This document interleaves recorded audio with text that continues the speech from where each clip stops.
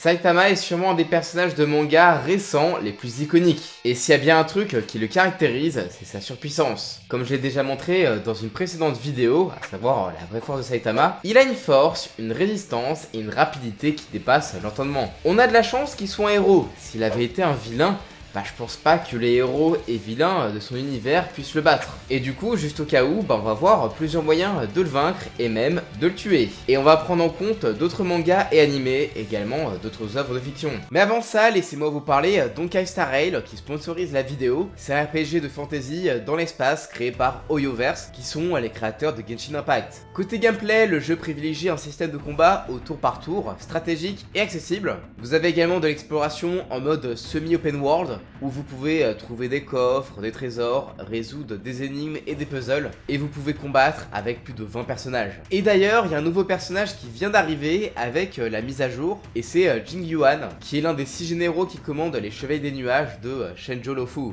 Il a l'air décontracté et plutôt chill, mais ne vous en faites pas, quand il combat, il déconne zéro avec son attaque ultime, où il fait des attaques AOE qui touchent pratiquement tout le monde. Et personnellement, j'aime bien son style. Honkai Impact Star Rail a même fait un petit trailer animé pour cerner sa personnalité, et en vrai je le trouve super cool.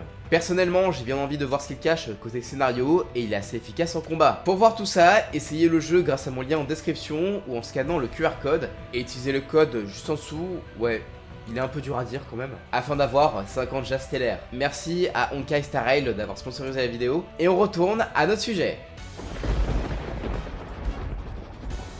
On va commencer par ce qui ne marche pas en fait. Certains pensent que l'enfermer afin de le priver de ses besoins naturels, comme par exemple manger et boire, serait un bon moyen de le tuer, sachant qu'en fait, il a déjà été montré qu'il puisse avoir faim. Alors, dans la théorie, ça marche. Dans la pratique, ça semble impossible de trouver un endroit où enfermer Saitama. On pourrait déjà essayer de l'envoyer dans l'espace, dans son combat contre Boros, on le voit en train de retenir sa respiration. Donc, il ne peut pas vivre s'il ne respire pas. Alors, je sais pas s'il a évolué depuis, mais lors de ce combat contre Garou, les deux se battent plusieurs minutes dans l'espace et Saitama n'a aucun dégât. Donc est-ce qu'il retenait sa respiration comme dans Invincible? Je ne pense pas, puisqu'il parle à certains moments dans l'espace. Et en plus, même s'il n'a rien sur quoi s'appuyer, Saitama peut se déplacer dans l'espace grâce à ses paix.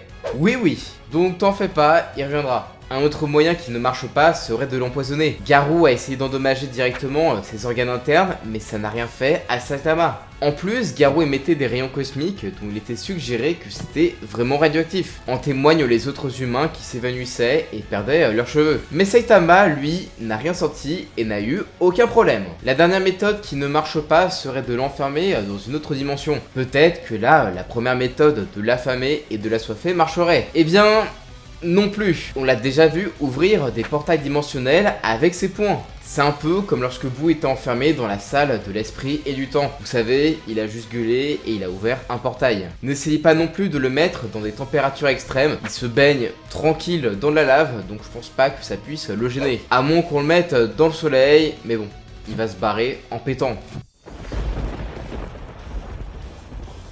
Comme Saitama est super fort et super résistant, vous vous dites peut-être qu'un moyen simple d'en venir à bout serait de renvoyer sa force contre lui-même. Il fait de tels dégâts que sa propre force pourrait le blesser. Alors, dans la théorie, ça pourrait marcher. Ça serait similaire à lorsque Naruto affrontait le 3ème Raikage. On attend qu'il nous attaque avec son attaque surpuissante, on l'esquive et on la renvoie sur lui au dernier moment. Alors maintenant, à mettre en pratique, c'est déjà plus compliqué. Déjà parce que Saitama doit mettre un coup de poing le plus puissant possible, je doute que ça marche s'il n'y va pas à fond. Et jusqu'à maintenant, Saitama n'y est jamais allé à fond. Le plus proche, c'était contre Cosmic Garou et il voulait pas le tuer. Et en plus, il tenait un truc avec une de ses mains qu'il voulait pas lâcher. Ensuite, il faut quelqu'un qui est à la fois assez rapide pour esquiver le coup et assez fort pour le dévier, ou alors vous pouvez éventuellement utiliser les portails à la Doctor Strange ou encore Jonoba. On a vu que ça a marché contre l'abomination avec les portails de Wong dans le film Shang-Chi. Mais bon, ça reste pas simple. Donc pour résumer, il faut trouver quelqu'un capable de forcer Saitama à combattre sérieusement, mais aussi capable de renvoyer les coups de Saitama. Alors en vrai, ça semble très compliqué, mais je pense vraiment que s'il se prend une bonne patate de lui-même, bah en vrai ça serait dévastateur, parce qu'en fait c'est un contre. Et plus tu frappes fort, et si on te frappe à ce moment-là, là honnêtement ça fait des dégâts monstrueux. Mais bon, on va voir d'autres techniques qui sont un peu plus spéciales, mais qui seront quand même plus faciles à mettre en place. Mais par contre, il y a un truc qui est facile, c'est de vous abonner. Ça aide grandement la chaîne, et vous serez au courant des prochaines vidéos qui vont être en tout cas super cool. Comme Saitama semble imprenable sur le plan de l'affrontement physique, et que bon, je me réserve une autre vidéo sur qui peut le vaincre physiquement, bah il semble judicieux d'essayer de l'affronter sur un autre terrain. Il y a déjà une façon de tuer n'importe quel personnage surpuissant à laquelle tout le monde a déjà pensé, que ce soit pour Saitama ou d'autres personnages surpuissants comme Goku. C'est d'utiliser le Death Note du manga éponyme. Aussi fort soit Saitama, ça m'étonnerait fort qu'il puisse résister à une crise cardiaque. Et au pire, vous pouvez faire preuve de plus de créativité avec votre Death Note. Bref, c'est la règle du Death Note, normalement, on écrit son nom et il meurt. À moins qu'il est tellement what the fuck en mode parodie de shonen qu'il pourrait y survivre. Mais bon, vu qu'il n'y a pas le moindre exploit de Saitama à ce niveau-là, je pense que des trucs magiques en mode règle de l'univers, bah je pense pas qu'il peut y résister. Par contre, il vous faudra absolument les yeux des dieux de la mort, qui je le rappelle permettent de connaître le nom de famille de n'importe qui que l'on a pu voir. Parce que oui, on ne connaît pas le nom de famille du héros en jaune. Donc soit vous êtes un Shinigami, soit vous échangez la moitié de votre espérance de vie contre les yeux. Donc perso, je trouve que c'est pas worth it. Ensuite, quand on lit le manga et qu'on regarde l'animé, on constate déjà que Saitama, c'est pas le couteau le plus affûté du tiroir. Non, sérieusement, il est complètement con. Il faudrait donc s'arranger pour qu'on l'affronte à un jeu qui réclame de la réflexion et où la conséquence pour le perdant serait la mort. Alors, je parle pas d'un jeu à l'assaut ou à la Squid Game. Ces jeux peuvent tuer que des humains normaux et jamais un mec comme Saitama pourrait mourir comme ça. Il est juste trop résistant. Pensez plutôt à un jeu des ténèbres comme dans Yu-Gi-Oh! Que ce soit dans le jeu de cartes ou encore dans n'importe quel jeu de la saison 0. Vous savez, les 7 premiers tomes du manga. Là, vous êtes quasiment sûr de le battre. Et comme généralement ceux qui perdent ces jeux se voient dépossédés de leur âme, eh bien la conséquence de cette défaite serait de retirer l'âme de Saitama. Et pour l'instant, dans le manga, rien ne prouve qu'il est immunisé à ce type d'attaque. Et il n'y a pas que dans les jeux de plateau que Saitama il est nul, il est aussi mauvais dans les jeux vidéo. Il vous suffira de le défier dans une partie de Street Fighter ou de Smash et vous êtes quasi garanti de gagner. Même si vous avez un niveau juste moyen, alors si vous demandez à un mec comme Gluttony, là c'est plié. Et si on part dans ce délire, faut qu'on prenne un stand de JoJo. Et je pense que les stands Osiris ou Atum des frères Darby pourraient fonctionner si Saitama a mis son âme et s'il perd, bah c'est obligé qu'on prenne son âme. Sinon dans la saison 1, à un moment Saitama essaie d'écraser un moustique qui l'agace pendant qu'il fait ses tâches ménagères. Et Saitama était totalement incapable de le tuer. On peut donc supposer qu'à partir d'une certaine taille, on pourrait esquiver tous ses coups. Il faudrait donc s'équiper d'une tenue comme celle d'Ant-Man et entrer dans son corps par un orifice comme l'oreille. Bon. En vrai, évitez le nez car ces éternuements peuvent détruire des continents. Et évitez aussi d'entrer dans les fesses. Ouais, je pense pas déjà que le Thanos puisse marcher. Et comme vu plus tôt, ces paix lui permettent de se propulser. Donc vous serez éjecté si vite que vous allez juste exploser. Et une fois à l'intérieur, vous aurez tout le loisir de foutre le sbeul en vous attaquant à ses organes internes comme son cœur ou son cerveau. Un autre moyen serait de l'affronter à un moment où il n'est pas encore le personnage surpuissant qu'on connaît. Vous savez, lorsqu'il a encore ses cheveux.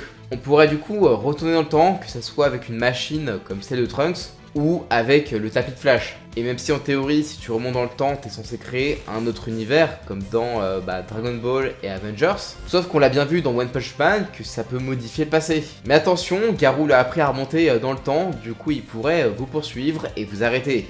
Sinon, dans cette logique, on pourrait le faire revenir lui-même dans un état antérieur, avec un pouvoir comme celui de Eri dans My Hero Academia. Genre, on le remet avant qu'il ait brisé ses limiteurs, quand il avait encore ses cheveux. Après, je doute fortement qu'elle puisse 1v1 ce Saitama, même s'il a pas sa force surhumaine, on l'a déjà vu, il est quand même assez vénère. Mais bon, si tu le fais en équipe, ça peut le faire. Et un autre moyen serait de le plonger dans une illusion, genre à la manière d'un Genjutsu d'Itachi ou les illusions d'Aizen. Pour l'instant, rien ne nous prouve qu'il est immunisé à ce type d'attaque et il n'aurait aucun moyen de s'en sortir. Et la dernière solution, et d'ailleurs dans le même genre, ça serait de l'attaquer dans ses rêves. Ça arrive à Saitama de dormir et avec un perso comme Enmu dans Demon Slayer, on pourrait l'enfermer dedans pour qu'il ne se réveille jamais.